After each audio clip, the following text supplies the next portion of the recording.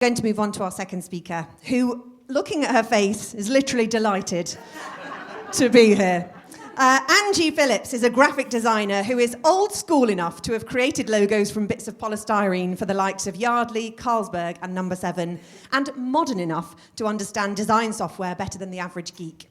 Angie specialises in creating business by design for speakers, consultants and professionals. To explain how good design is, and more than just looking good, and how essential it is for your personal brand, please give a huge PSA welcome to Angie Phillips!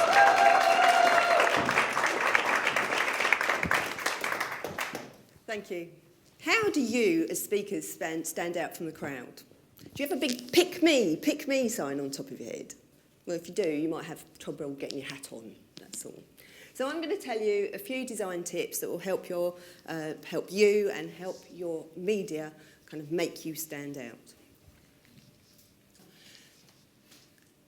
How do you attract attention? Who are you trying to attract? These are two posters that are for very different events, but they're clearly, the headlines are clear, and hopefully the Viking won't turn up for the 1940s dance.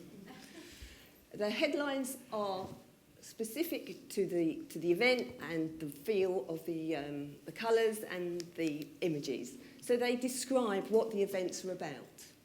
So you can see clearly the dates, the contact details and the highlights of the day. Talking about headlines again, these are 3 leaflets, all from the same company obviously, but each leaflet has a very strong headline. It explains exactly what the offerings are. Fonts. Make your fonts work for you. As a speaker, you may not have a logo, so pick a font that you really like. It may be decorative or it might be standard slab fonts or serifs. Create your name in that font and use it as your logo. You can then build on that, and everywhere that it's seen, people will recognise you. Here's menus and posters in using a decorative font for the headline and the name of the coffee shop. And then another sympathetic font, which is either a contrasting font or a complementary font. And it's easy to read, you can use it as headlines, it's neat and tidy. When using fonts, make sure you don't use more than 2, otherwise it starts to look really messy. Don't use script fonts in capital letters, because they look really stupid. So, unfortunately, I've seen several that kind of just go, no, please. Make sure you use, the alignments are not mixed too much. You can have central alignment or left justified or right. Don't mix those all up together as well, because unless you're very, very clever, it tends to look very messy. This is a useful case study for speakers who have 2 parts of their businesses. This company has the PR side, which is obviously talking about you, and the glossophobia side of the company that is teaching you to speak. So they wanted to integrate the 2 businesses into one pull-up banner. And using speech bubble, it was easy to do, and it looks quite effective. If you see the image on the right-hand side, the far right-hand side, it was owned by an illustrator who we couldn't get hold of. So it's copyrighted. So we could not use that, especially on the pull-up banner, because obviously it was also too small. So I redrew it. Now the copyright belongs to me. He can't use it unless I let him. But it means that he has an image now that he can use across all his media, and it will work whether it's on a website or a pull-up banner. Images are really important to get the right size and the right quality. As you can see here, this is a catalogue for an interior design company. She wouldn't use a photographer. Now, it works, it's fine, but with much better photographic images, it could have been stunning.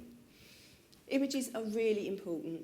Make sure you've got the copyrights right, and build up your own library with a photographer. It may be a bit expensive to have a session with a photographer, so ask at events. If there's a photographer at an event, ask if you can buy some of the photos that he's been taking, and build up a library so that you have great photos to use on your website and your media.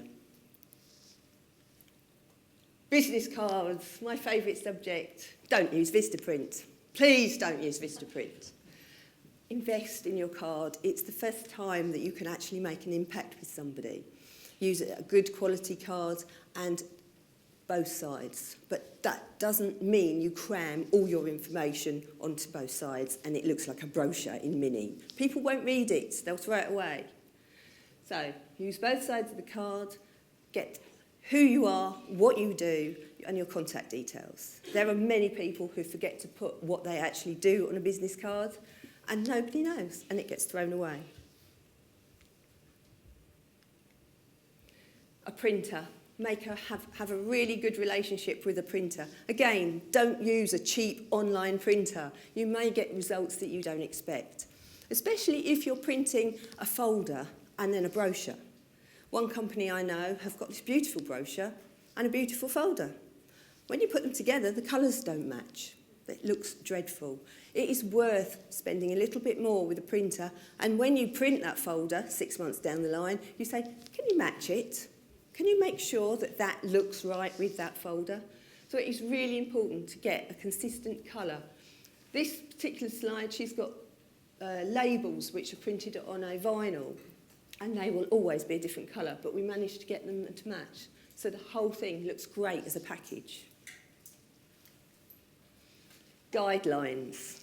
If you have lots of different media, you want leaflets and brochures and online or your websites, make sure you keep a set of guidelines. It will tell you what font you used last week, what image you liked for this particular job, and how you used it, what sizes and what colours. This is a magazine I produce every month for clients. If we didn't have those guidelines, that magazine wouldn't look consistent month after month after month. And we know exactly if someone was to take over from me, they know exactly what font to use. They know exactly the way it should be laid out. So guidelines are really, really important to keep an eye on. Even if they're just in a Word document, you will then know what you used yesterday or 6 months ago. Branding. As you're creating each of these products for yourself, you're creating your brand. Make sure it's flexible. Make sure it's consistent. But being able to use the same branding and the same styles on like a shop sign, which is the top banner, to a Facebook logo. It's really good to keep that branding in consistency, and you will get noticed. So to sum up, who do you really want to attract? Who is your audience? Powerful messages really get attention. They really work. They make people take notice of you. And make your fonts work for you. Create that logo type.